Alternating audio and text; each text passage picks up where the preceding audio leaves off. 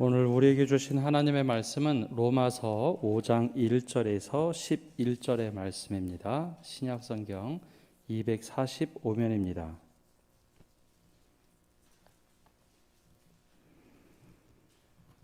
우리 5장 1절의 말씀부터 한 절씩 교독하겠습니다.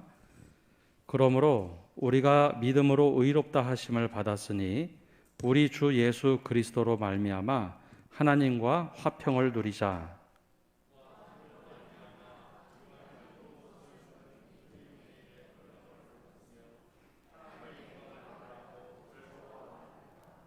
다만 이뿐 아니라 우리가 환난 중에도 즐거워하나니 이는 환난은 인내를,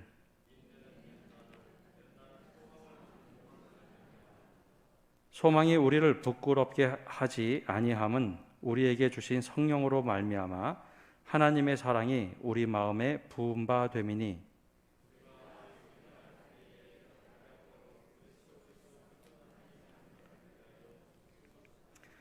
의인을 위하여 죽는 자가 쉽지 않고 선인을 위하여 용감히 죽는 자가 혹 있거니와,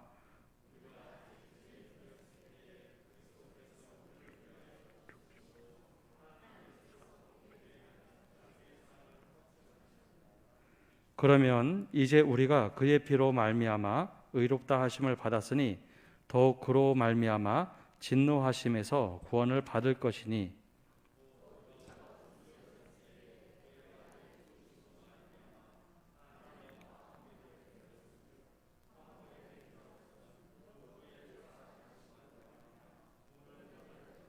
함께 읽겠습니다. 그뿐 아니라 이제 우리로 화목하게 하신 우리 주 예수 그리스도로 말미암아 하나님 안에서 또한 즐거워하느니라. 아멘. 오늘 이 저녁에도 주님의 은혜 가운데 거하시는 복된 이 기도의 시간 되시기를 바랍니다. 하나님을 믿는다는 것, 이것은 어떠한 대상을 믿는다는 것, 그 의미를 넘어가는 말입니다. 우리가 하나님을 믿는다는 것은 관계를 맺는다라는 의미를 가지고 있습니다. 하나님과 어떻게 바른 관계를 맺으며 살아갈 것인가? 하나님께서는 우리에게 화해의 손을 펼치시고 우리를 화평의 사람으로 만드시며 관계 맺기를 원하고 계십니다. 하나님께서 막힌 담을 허시고 우리와 관계를 맺으셨던 하나님은 우리가 사람들과 사람 사이에서도 화평의 관계를 맺고 살아가기를 원하십니다. 따라서 신앙생활 하면서 나는 독야청청 홀로 믿음 지킬 수 있다라고 믿음 생활하는 것은 어찌 보면 굉장히 경건한 믿음이고 올곧은 믿음처럼 보이지만 그것은 바른 믿음의 자세가 아닙니다. 그건 틀린 겁니다. 다른 것이 아니라 틀린 겁니다. 하나님께서 우리에게 믿음을 주신 것은 하나님과 하나로 연합돼서 공동체를 이루듯이 사람과 사람 사이가 공동체로 하나님 안에서 화평 누리기를 원하시기 때문입니다. 사도 바울은 에베소 교회 편지를 보낼 때 2장에 이렇게 고백을 하죠.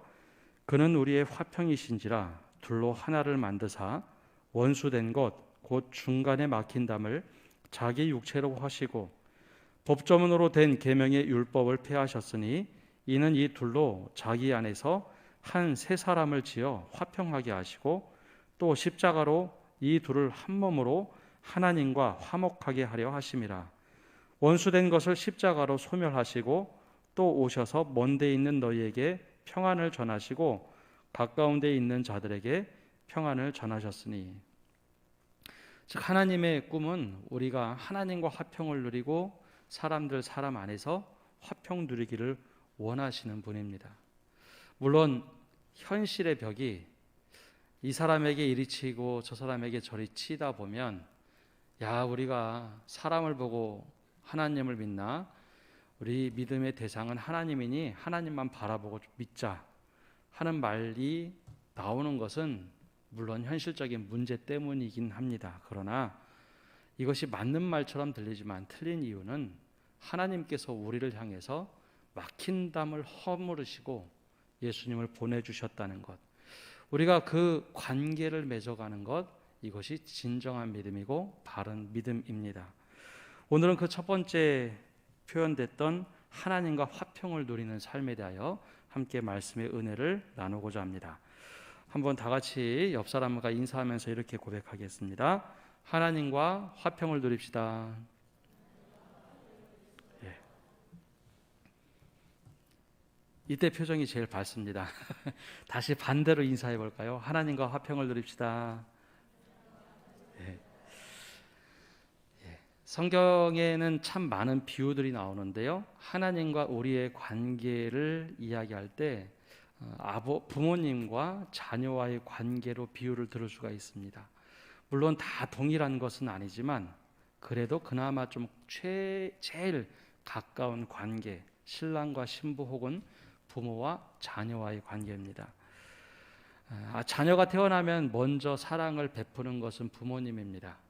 자녀가 절대 부모님께 사랑을 표현할 수가 없습니다. 태어나면 아이들은 그냥 사랑을 받고 살아갑니다.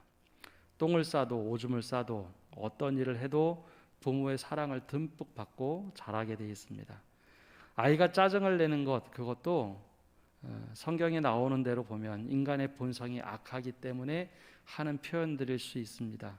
그때가 되면 부모는 그럼에도 불구하고 끊임없이 사랑을 베풀고 아이에게 사랑한다 이야기해주고 화해의 손을 늘 펼쳐주며 안아줍니다. 하나님께서도 그러셨습니다. 사람을 만드시고 보시기에 참 기뻐하셨는데 죄가 들어오면서부터 하나님과 단절이 됩니다. 굳이 죄가 들어왔다라고 하지만 아담이 선악과를 먹으면서 하나님과 단절이 되어버리죠. 하나님께서는 여러 방법을 통해서 관계를 회복시키려 했으나 번번이 사람들이 그걸 따라가지 못합니다. 믿음의 조상 아브라함을 택하셨을 때 그가 믿음으로 의롭다 여기심을 받으며 하나님과 아주 바른 관계를 맺고 살아갑니다. 그런데 그 후손들은 율법을 주셨음에도 불구하고 껍데기만 남은 율법을 들고 하나님과의 관계를 맺으려고 했죠. 그러다 보니 선택받은 백성이 하나님과의 관계가 깨짐을 통해서 아무것도 할 수 없는 존재가 되어버렸습니다. 그들을 택해서 모든 인류를 구원하시기를 원하셨는데 그들조차도 관계를 깨뜨려 버렸습니다. 결국 하나님께서 택하신 방법은 당신의 독생자, 독존자 아들을 이 땅에 보내서 그 막힌 죄의 담 그것을 허무시고 그리고 죄값을 갚고 사람들과 화해하는 방법을 취하셨습니다. 먼저 두 팔을 활짝 벌리고 사람들을 안아주시기를 결정하셨죠. 그것이 바로 하나님께서 우리에게 보여주신 화해의 사역이었습니다. 하나님께서 그렇게 두 팔을 활짝 벌리고 아들을 보내시고 우리와 관계 회복을 위해서 아들을 보내주셨죠. 바로 그 예수 그리스도를 믿을 때 하나님께서는 그것을 의로 여기신다라고 말씀하십니다. 그 독생자 예수 그리스도가 화목제물이 되고 직접 대제사장이 돼서 십자가에서 피를 다 쏟아내고 화목제물이 되셨던 것, 우리가 그것을 믿을 때 그리고 부활하며 죄와 사망의 권세를 이기신 그 예수님을 믿을 때 하나님께서는 아브라함처럼 우리를 의로 여기신다라고 말씀하시며 우리와 관계 회복을 원하신다, 즉 화평의 사람이 되기를 원한다라고 말씀하고 계십니다. 그렇다면 우리가 하나님께서 두 팔 활짝 펼쳐서 화해의 사역으로 부르셨을 때 우리가 할 수 있는 것이 과연 무엇일까 하는 겁니다. 그래서 이 칼바르트라는 신학자는 이것을 보고 부르심과 응답이라고 말을 합니다. 우리가 먼저 믿은 것이 아니라 하나님께서 우리를 부르시면 거기에 응답하는 것이 사람이다. 사람이 먼저 하는 것이 아니라 늘 하나님이 부르시고 우리는 그에 따라서 응답을 한다라고 말하고 있죠. 즉 하나님께서 화해 사역으로 예수님을 다 보내주셨을 때 우리가 할 수 있는 것이 무엇일까? 바로 오늘 말씀에 나오는 것처럼 5장 1절에 바로 그 말씀이 시작을 하고 있습니다. 함께 5장 1절 말씀 읽어보겠습니다. 그러므로 우리가 믿음으로 의롭다 하심을 받았으니 우리 주 예수 그리스도로 말미암아 하나님과 화평을 누리자. 아멘. 하나님께서 두 팔 활짝 펼치며 화해를 하자 예수님을 보내주셨을 때 그 예수 그리스도를 믿는 것, 그것이 바로 하나님의 부르심에 응답하는 우리들이 할 수 있는 모습입니다. 바로 예수 그리스도를 믿는 것. 우리가 믿는다 하면 내가 먼저 교회 나오고 또 예수님을 믿었다라고 생각하지만 신약 성경 그리고 구약 성경에 나오는 대부분의 표현들은 늘 수동태입니다.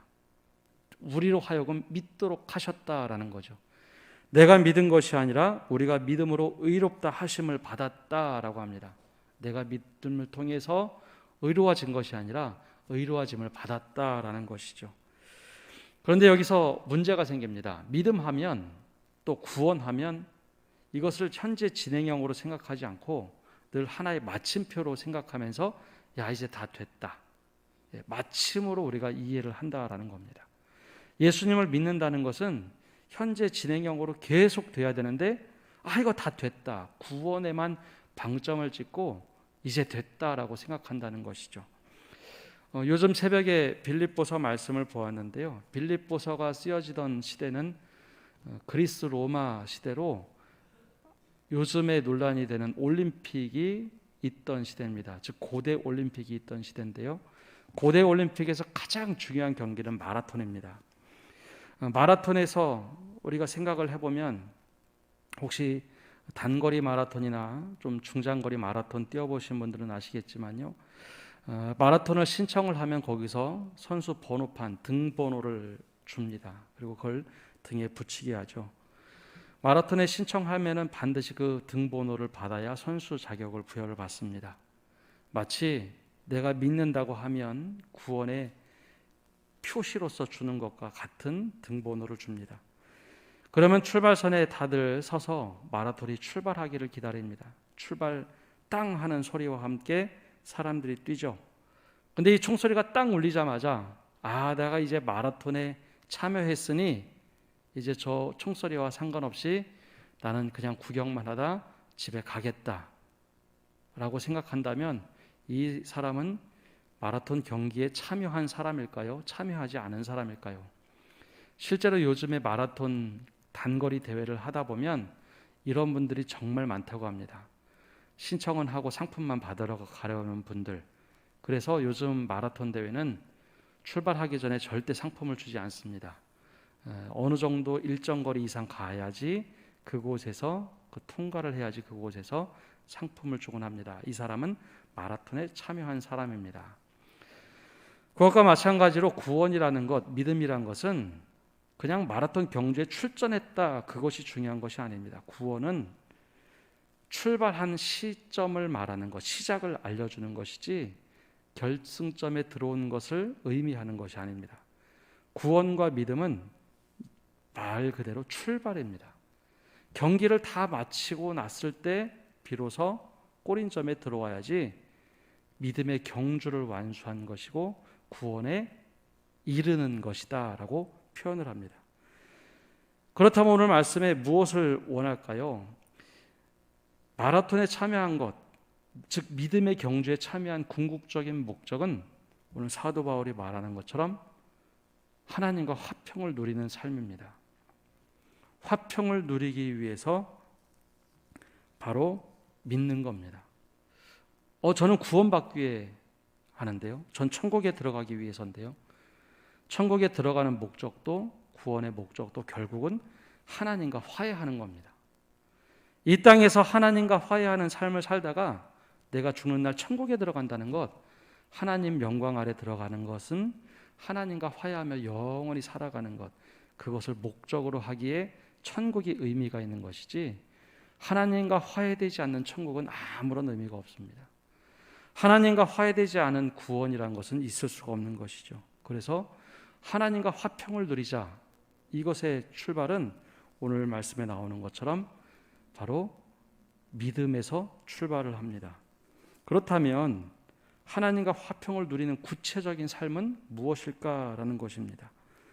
예수 그리스도를 믿는다라는 것, 그래서 하나님과 화평을 누린다면 과연 그것은 어떠한 삶을 말할까요? 그것이 바로 2절에 기록되어 있습니다. 우리 2절 말씀 함께 읽어보겠습니다.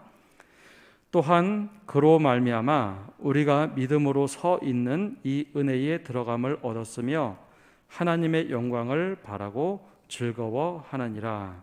아멘. 하나님과 화평을 누리는 삶, 첫 번째는 하나님의 은혜를 깨닫고 그 안에 들어가 사는 삶입니다. 은혜 안에 들어간다라는 표현이 있죠. 은혜에 들어감을 얻었다라고 하는데요. 이 들어간다라는 표현은 과거에 임금님을 보러 갈 때 아련한다고 하죠. 혼자 임금님을 보러 아련하러 들어갈 수는 없습니다. 누군가 반드시 데리고 임금님 앞에 가도록 합니다. 이것을 볼 때 들어간다라는 표현을 합니다.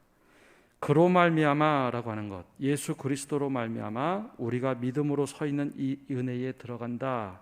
바로 예수님을 믿는 믿음을 통해서 우리가 하나님의 은혜에 마치 임금을 보는 것처럼 들어갈 수가 있었다라고 하는 것이죠. 그래서 히브리서 기자는 이렇게 고백을 합니다. 히브리서 10장 19절에 보면 그러므로 형제들아 우리가 예수의 피를 힘입어 성소에 들어갈 담력을 얻었다라고 말합니다.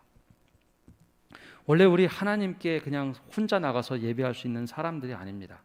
구약 시대로 보면 늘 우리는 하나님께 번제를 드리고 속죄제를 드리고 속건제를 드려야 하는데 그렇다고 해서 우리가 성소에 들어가서 예배를 드리는 사람들이 아닙니다. 성소에 들어가는 사람은 제사장들이고 지성소에 들어갈 수 있는, 즉 하나님이 거하시는 법궤, 언약궤가 있는 곳까지 들어가는 것은 대제사장이 대속죄일 때 단 한 번 들어갑니다.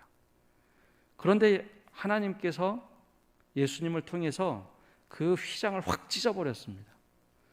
예수님께서 십자가에 달려 죽으실 때 지성소를 맡고 있는 그 10cm 넘는, 그리고 10cm 넘는 두께를 가지고 있고 천 무게만 해도 몇 톤 되는 그 휘장을 하나님께서 뜯어버리시고 모두가 성소에 들어갈 수 있도록 길을 열어주셨습니다. 그래서 히브리서 기자는 이것을 예수의 피를 힘입어 성소에 들어갈 담력을 얻었다. 즉 은혜 안으로 들어갈 수 있도록 하나님께서 열어주셨다라고 말을 합니다. 아까 부모님과 자녀와의 관계가 하나님과의 관계가 참 비슷하다고 했는데요. 이렇게 은혜 안에 들어오도록 했는데 하나님과 화평을 누리지 못하는 경우가 있습니다. 어느 때인가 하면 부모님께 아이들이 크게 혼날 때가 있습니다. 그 잘못을 하면 꾸중을 듣거나 크게 혼이 나죠. 근데 더 혼이 날 때는 똑같은 일을 잘못하는 것을 계속 반복할 때, 그런 부모님이 참다가 폭발할 때가 있습니다.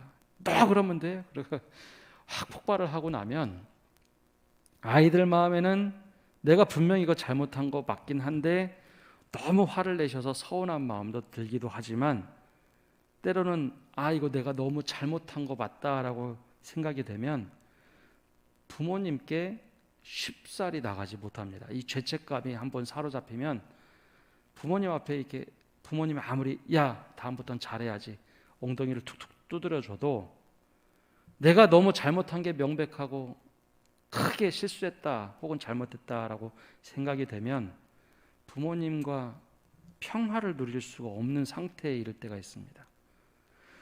당연히 부모님이 야 용서해주고 야 됐어 이제는 잘하면 돼 라고 툭툭 두드려주고 잘 다 끝났음에도 불구하고 흔히 말하는 부모님 볼 면목이 없으면 부모님과 화평을 누릴 수가 없는 상태에 빠질 때가 있습니다. 하나님께서 우리에게 원하시는 것은 바로 화평의 상태로 들어가는 겁니다. 화평을 누릴 수 있다는 것은 주님의 은혜 안에 있는 것을 말합니다. 은혜라는 것은 본디 내가 얻어서 하는 것이 아닙니다. 절대로 내가 하나님 앞에 나갈 수 없음에도 불구하고 하나님께서 야 괜찮아, 네가 믿으니까 내가 이거 다 용서하마 하는 것 다 모든 것을 원점으로 돌이켜 놓은 상황을 말합니다. 하나님의 은혜에 들어가 화평을 누리기 위해서는 더 이상 하나님이 무섭고 두려운 하나님이 아니라 그럼에도 불구하고 여전히 나를 사랑하시는 분이라는 것을 깨달을 때 그때 비로소 하나님과 화평을 누릴 수 있습니다. 은혜를 충분히 누리려면 하나님에 대해서 정말 바른 이해를 가져야만 누릴 수가 있습니다. 그래서 오늘 말씀 후반절에 보면 6절, 7절, 8절 보면 사도 바울이 이런 고백을 합니다. 우리가 아직 연약할 때에 기약대로 그리스도께서 경건하지 않은 자를 위하여 죽으셨도다. 의인을 위하여 죽은 자가 쉽지 않고 선인을 위하여 용감히 죽는 자가 혹 있거니와 우리가 아직 죄인 되었을 때에 그리스도께서 우리를 위하여 죽으심으로 하나님께서 우리에 대한 자기의 사랑을 확증하셨느니라. 이게 은혜입니다. 우리가 믿음 생활 잘한다고 조금 뻐기고 그럴 때가 아니라 아직도 여전히 죄인 되었을 때에 그리스도께서 우리를 위하여 대신 죽으심으로 무엇이 확증되었다고요? 하나님의 사랑이 확증됐다는 겁니다. 그것이 바로 은혜에 들어갈 수 있도록 우리를 초대하신 겁니다. 그 사랑의 깊이를 깨달을 때 비로소 하나님과 화평을 누릴 수 있습니다. 하나님께서 원하시는 화평을 누리는 삶은 단지 내가 열심히 노력해서 인정받는 삶이 아닙니다. 그렇게 믿음 생활하면 너무 힘들고 지쳐 나가 떨어집니다. 아무리 열심히 노력해 보십시오. 그것은 나의 공로만 쌓일 뿐이지 은혜를 누릴 수 있는 건 아닙니다. 은혜를 누린다는 것은, 은혜 안에 들어간다는 것은 그럼에도 불구하고 여전히 사랑하시는 하나님의 그 사랑을 느낄 때, 이렇게 나 같아도 용납이 안 되는데 하는 그것을 용납하시는 하나님의 사랑을 느낄 때, 그때 비로소 하나님과 화평을 누릴 수 있습니다. 하나님의 은혜에 들어가는 것. 그렇다면 두 번째는 또 무엇일까요? 하나님의 영광을 바라고 즐거워하는 것이 하나님과 화평을 누리는 삶입니다. 이거 너무나 당연한 거라고 생각하는데요, 실제로는 근데 그렇지가 않습니다. 하나님의 영광을 바라고 즐거워하는 것이 하나님과 화평을 누리는 삶이다라고 말을 하고 있는데요, 하나님께 합당한 영광을 돌리고 즐거움에 참여하는 것, 굉장히 쉽고 간단한 것 같으나 생각보다 이것이 잘 되지 않습니다. 왜냐하면 우리가 믿음 생활하면서 믿음 좋은 척을 하거나 나는 이런 믿음을 가지고 있다라고 남들에게 어떤 척하다 보면 하나님께 영광을 돌려야 할 때 돌리지 못할 때가 있고, 즐거움에 참여해야 할 때 즐거움에 참여하지 못할 때가 있습니다. 우리가 믿음에 좋은 믿음을 가지고 있다, 괜찮은 척하고 잘난 척하고 내가 대단한 믿음인 양 척하기 시작하면 하나님과 화평이 오히려 깨져 버립니다. 반대로 하나님, 내가 이거밖에 되지 않습니다. 하나님, 내가 이런 존재밖에 되지 않습니다 라고 이야기할 때 오히려 하나님과 화평이 이루어지기 시작합니다. 성경에서 그 모습이 가장 잘 나타난 것이 예수님께서 바리새인들을 앞에 두고 말씀하셨던 세 가지 잃은 것에 대한 비유, 마지막 비유인 돌아온 탕자였습니다. 종종 말씀드리지만 돌아온 탕자하면 우리는 돌아온 탕자에 제일 많은 관심을 가지고 있지만, 예수님께서 실제로 비유를 들으셨던 그 대상들은 바로 바리새인을 대상으로 지칭했던 첫째 아들에 대한 경고였습니다. 첫째 아들의 모습은 믿음이 굉장히 좋은 사람처럼 보입니다. 믿음이 좋은 척했고 아버지의 뜻을 제일 잘 따르는 척했고, 그리고 누구보다도 집을 잘 지키는 사람인 양 보였던 사람이 첫째 아들입니다. 근데 막상 둘째 아들, 눈에 꼴 보기도 싫던 둘째 아들이 돌아왔을 때 첫째 아들은 잔치에 참여하지 않습니다. 참여하지 못합니다. 아버지가 훌륭한 판단을 하고 사랑을 베풀었는데 거기에 대해서 아버지에 대해서 지지하지를 못합니다. 즉 하나님께 영광을 돌리고 즐거워하는 일에 참여하지 못합니다. 그 전까지만 하더라도 믿음도 좋고 아버지를 잘 따르고 집에서 가장 인정받는 아들이었는데 그것이 믿음이 있는 척이었고 누구를 보이기 위한 것이었고 모두 그렇게만 행동을 했으나 정작 가장 중요할 때 죽었던 동생이 살아왔는데 그것을 기뻐하지 못합니다. 아버지 너무 잘 됐습니다. 그 말이 나오지 않는 거죠. 하나님의 영광을 바라고 즐거워하느니라. 하나님과 화평을 누린다는 것은 합당할 때 합당한 영광을 돌리고 함께 즐거워하는 것입니다. 척하는 것이 아니라 오히려 솔직하게 하나님 앞에 나갈 때 그때 비로소 하나님께 영광도 돌릴 수 있고 그 즐거움에 참여할 수도 있습니다. 오히려 하나님, 내가 이것밖에 되지 않습니다 라고 고백하는 것이 훨씬 더 하나님의 영광에 참여하고 즐거움에 참여할 수 있는 겁니다.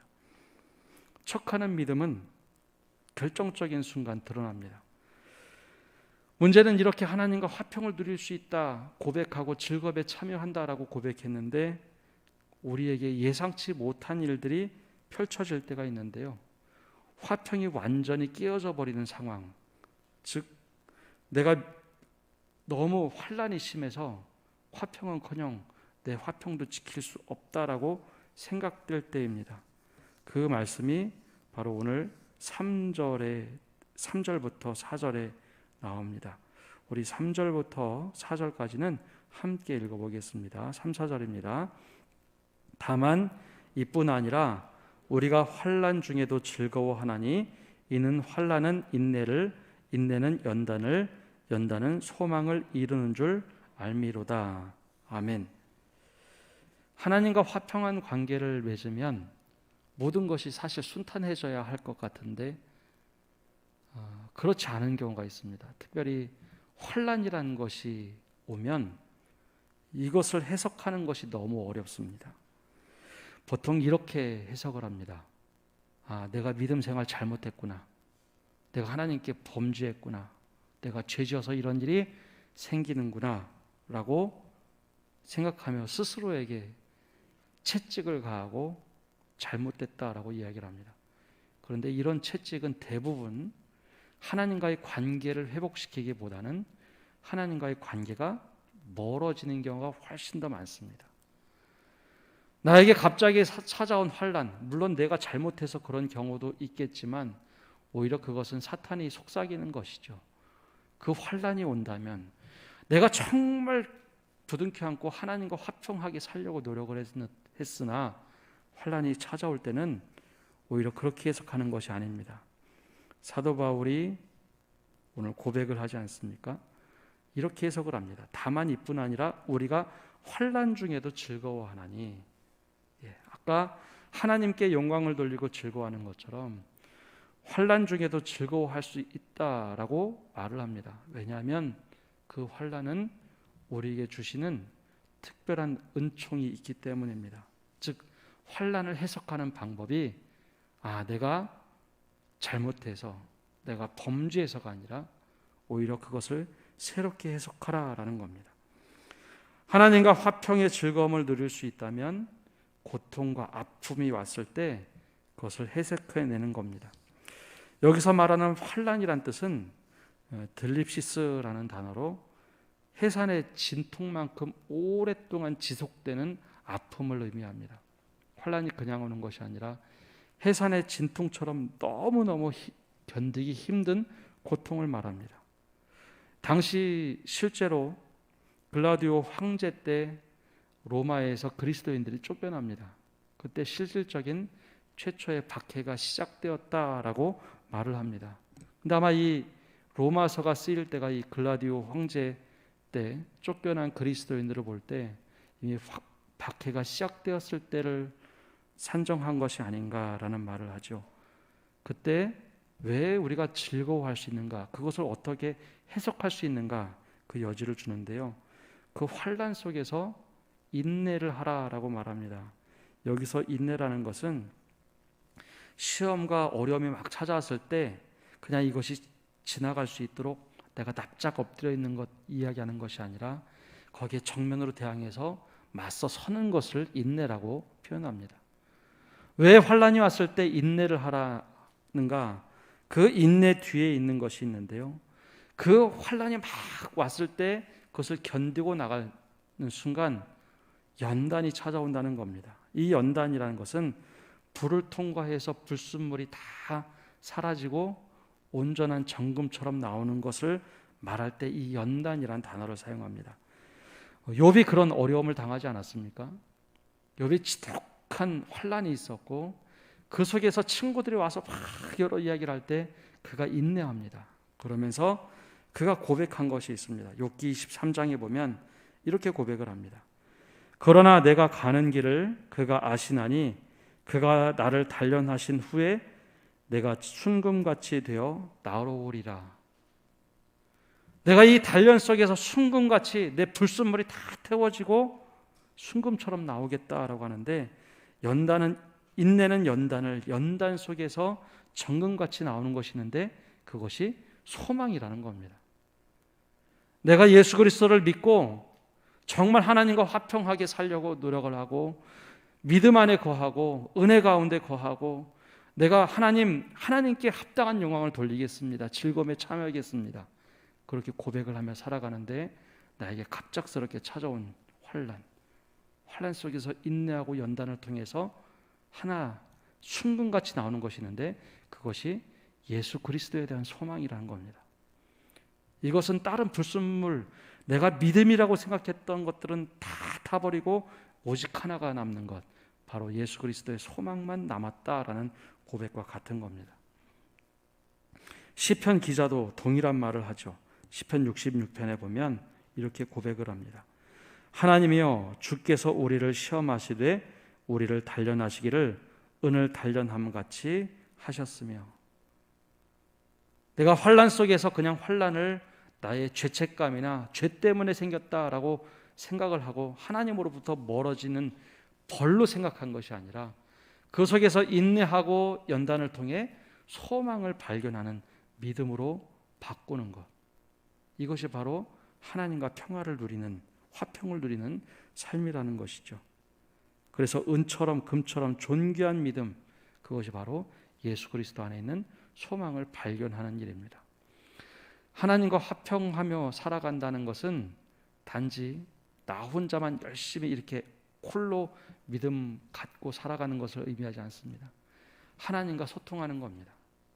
하나님, 나 이거 너무 힘듭니다. 하나님을 꽉 붙잡고 살아가는 겁니다. 절대 죄책감 속에 빠지는 것이 아니라 그럼에도 불구하고 여전히 하나님께서 나를 눈동자같이 지켜주시고 사랑하시는구나.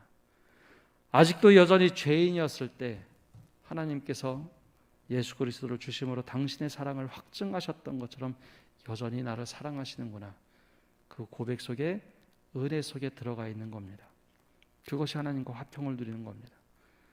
하나님과 화평을 누리는 것은 하나님께 합당한 영광을 돌려야 할 때 돌릴 줄 알고 즐거움에 참여할 때 즐거움에 참여할 수 있는 사람입니다.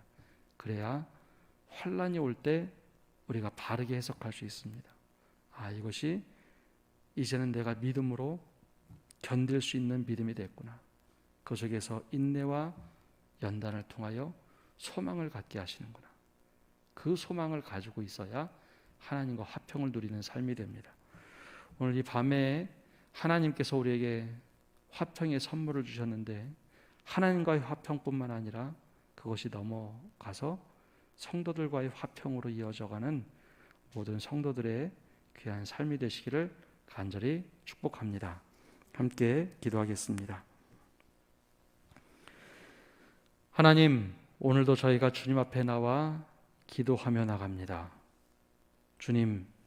주님께서 사도 바울을 통하여 들려주시는 이 말씀을 듣고 우리가 하나님과 화평을 누릴 수 있는 사람이 되게 하여 주옵소서. 다른 무엇보다도 나 자신을 다 내려놓고 주님의 은혜로 살아간다고 고백하게 하시고 주님의 은혜 안에 잠잠히 들어가 하나님의 그 깊은 사랑을 누리되 나는 아무것도 아닙니다. 나는 참 부족한 존재입니다. 고백하며 살게 하여 주옵소서. 또한 하나님께 영광을 돌리고 함께 즐거워하는 그 잔치에 넉넉히 참여할 수 있는 믿음을 허락하여 주옵소서. 믿음이 있는 척, 내가 무엇이 더 잘난 척하다가 하나님의 영광에 참여하지 못하고 즐거움에 참여하지 못하는 자가 아니라 오히려 하나님 앞에 겸손히 제가 참여할 수 없음에도 불구하고 기쁨에 참여할 수 있는 은혜, 하나님 즐거움에 참여할 수 있는 믿음을 허락하여 달라고 늘 기도하는 저희 되게 하여 주옵소서.